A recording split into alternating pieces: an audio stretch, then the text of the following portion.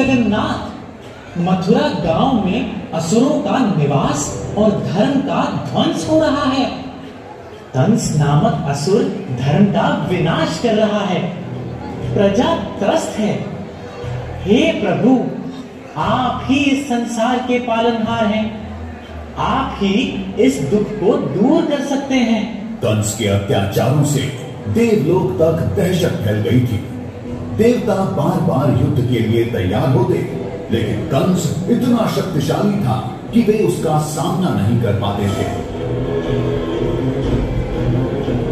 ये ऐसा एक नरेश है, दयामय जिसमें यश है, मनुष्य का न शेष है, अहम है, राग द्वेष है। अनिष्टकारी, निर्दयी, निशंस है, ये कंस है, ये छल कपट का वंश है।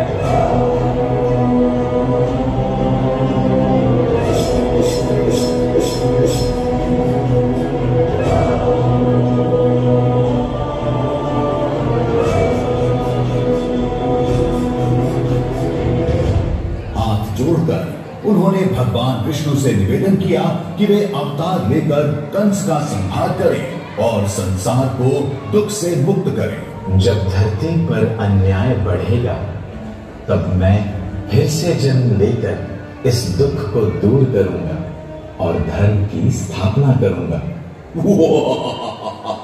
मैं सर्वशक्तिमान, धर्म का राजा, अजय योद्धा।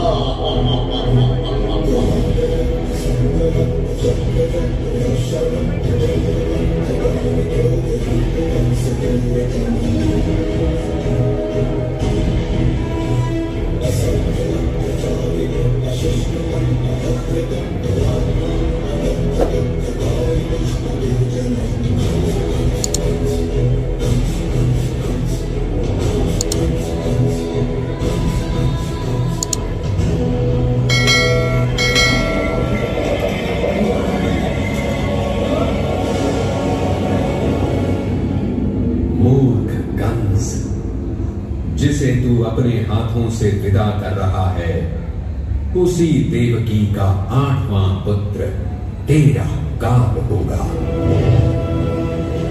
नहीं नहीं, ऐसा नहीं हो सकता। सिपाही, देवकी और वासुदेव को तुरंत जेल में डाल दो। यह सुनकर कंस का रंग उड़ गया। वह रात दिन भयभीत रहने लगा। उसने देवकी और वासुदेव को कारागार में डाल दिया और उनके हर बच्चे को मार डालने का आदेश दिया। उसने देवकी और उसके पति वासुदेव को बंदी बना लिया। कंस ने सोचा कि अगर वह देवकी के सभी बच्चों को मार डालेगा तो वह सुरक्षित रह जाएगा। मथुरा की धरा पर एक रात चंद्रमा की चांदनी में देवकी ने एक दिव्य शिशु को जन्म दिया।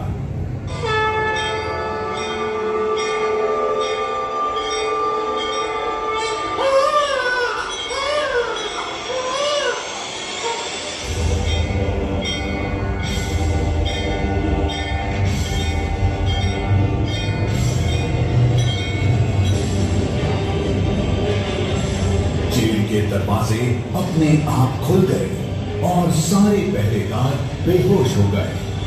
भगवान विष्णु की कृपा से वासुदेव को राक्षसों और तूफानों से बचाते हुए यमुना नदी पार करने का मार्ग प्रशस्त हुआ। वासुदेव ने चुपके से कृष्ण को उठाया और यमुना नदी पार कर वृंदावन चल पड़े।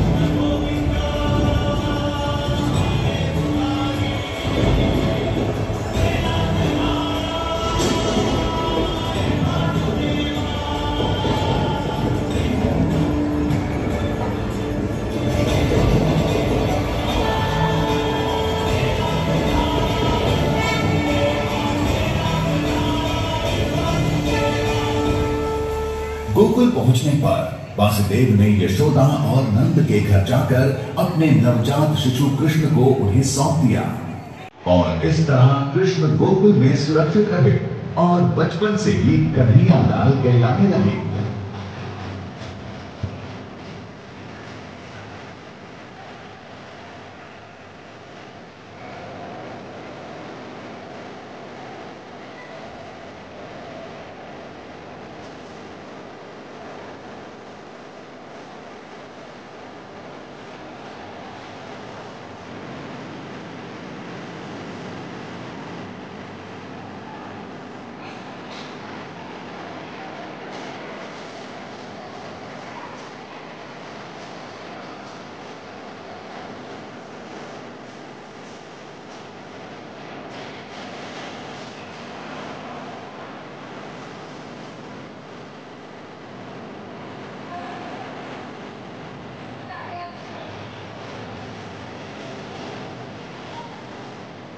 आनंद उमंग आयो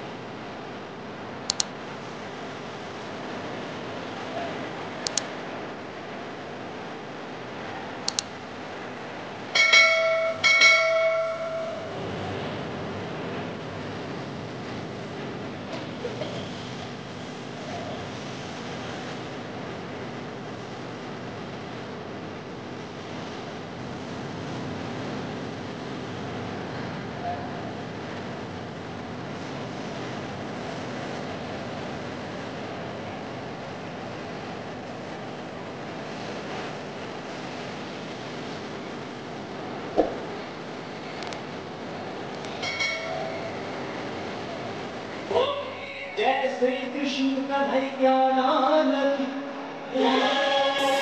वहां यशोदा और नंद ने कृष्ण को अपने पुत्र की तरह पाल पोस कर बड़ा किया। कृष्ण माखन चोर के नाम से जाने जाते थे। अपने मित्रों के संग गोपियों के पानी के घड़े तोड़ देते, कभी मटकी तोड़ माखन चुरा लेते, कई बार तो ऊंची टंगी हुई मटकी भी अपने साथियों के साथ तोड़ देते।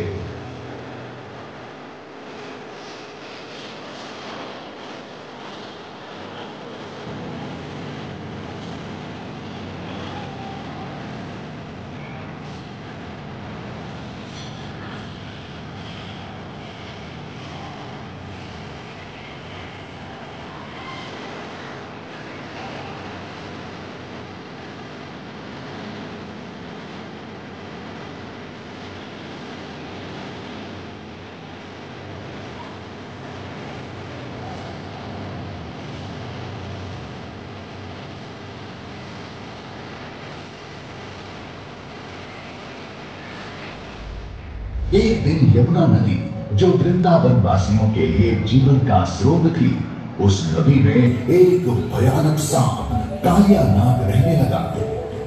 वह नदी को जहर से भर रहा था और लोगों को बीमार कर रहा था। एक दिन कृष्ण अपने दोस्तों के साथ यमुना नदी के किनारे खेल रहे थे। खेलते खेलते उनकी गेंद नदी में गिर गई। कृष्ण गेंद को निकालने के लिए नदी में कूद गए।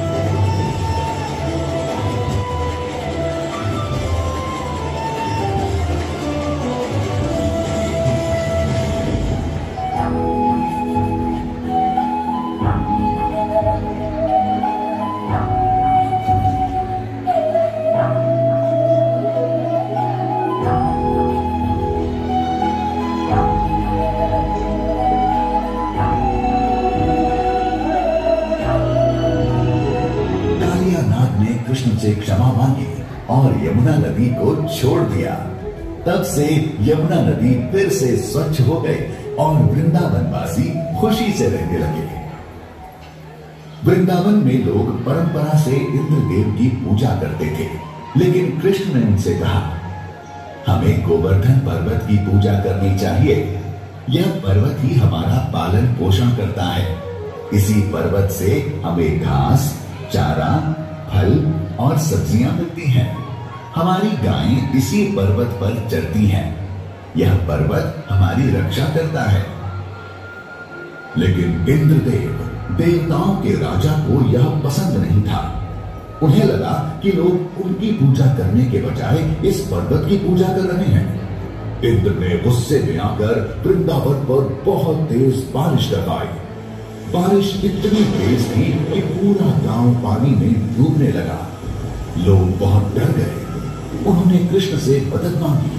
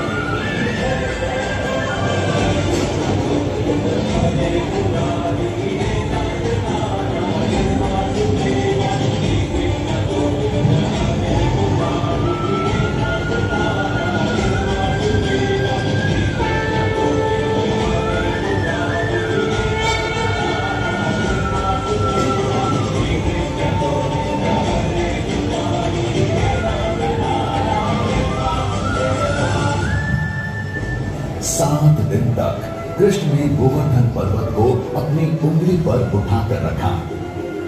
इस दौरान इंद्र को अपनी गलती का एहसास हुआ और उन्होंने कृष्ण से क्षमा मांगी।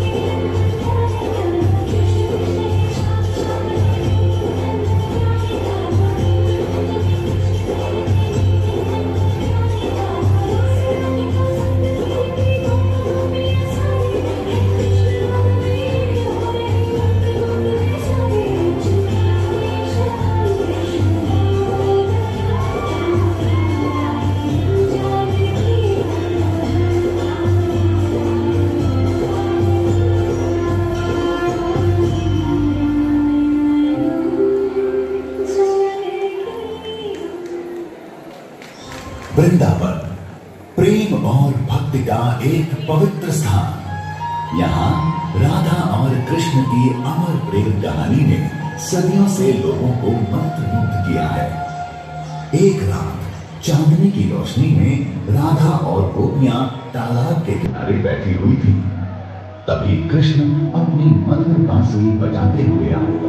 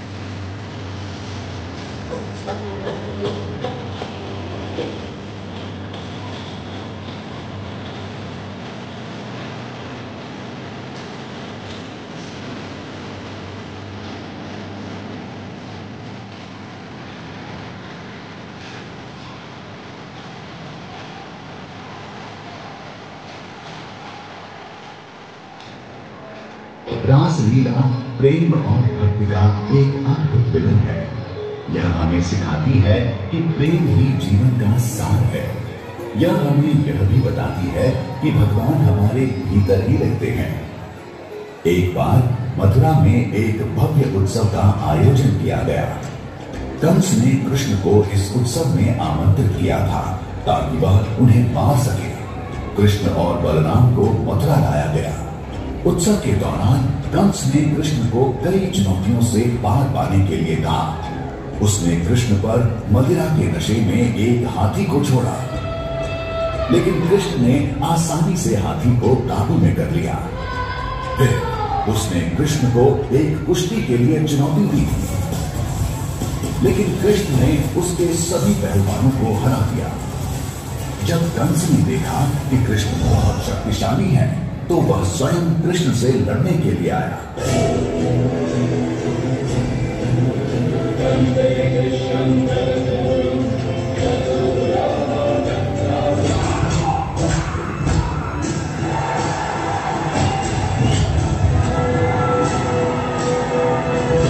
लेकिन कृष्ण ने कंस को पकड़कर जमीन पर पटक दिया और उसे मार डाला।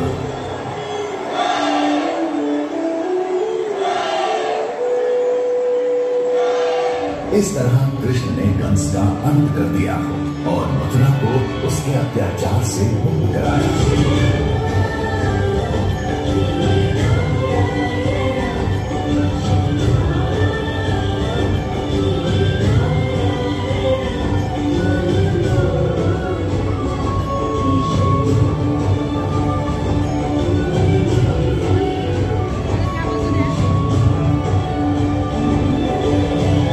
कृष्ण भक्ति एक ऐसी शक्ति है जो मन को शांति देती है, आत्मा को शुद्ध करती है और जीवन को सार्थक बनाती है।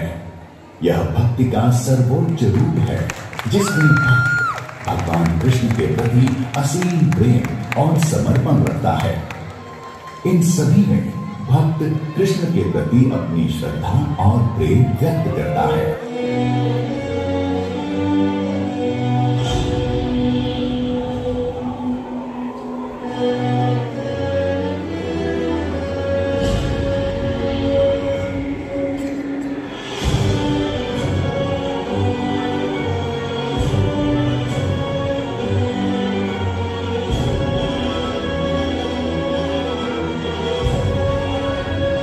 और कृष्ण भगवान एक दूसरे से अविभाज्य रूप से जुड़े हुए हैं। गीता सार भगवद गीता के मूल सिद्धांतों का संक्षिप्त रूप है। इसमें जीवन के सार, कर्म, भक्ति, ज्ञान और मोक्ष के मार्ग का वर्णन किया गया है। यह हमें जीवन के उद्देश्य को समझने, कर्म करने की प्रेरणा, भगवान में विश्वास रखने और आत्मज्ञान प्राप्त करने का मार्गदर्शन करती है। यह हमें सिखाती है कि कैसे सुख दुख, जीत हार, लाभ हानि से ऊपर उठकर जीवन को सार्थक बनाया जा सकता है। गीता सार जीवन जीने का दर्शन है। आइए हम सभी कृष्ण भक्ति के मार्ग पर चलें और अपने जीवन को सार्थक बनाएं।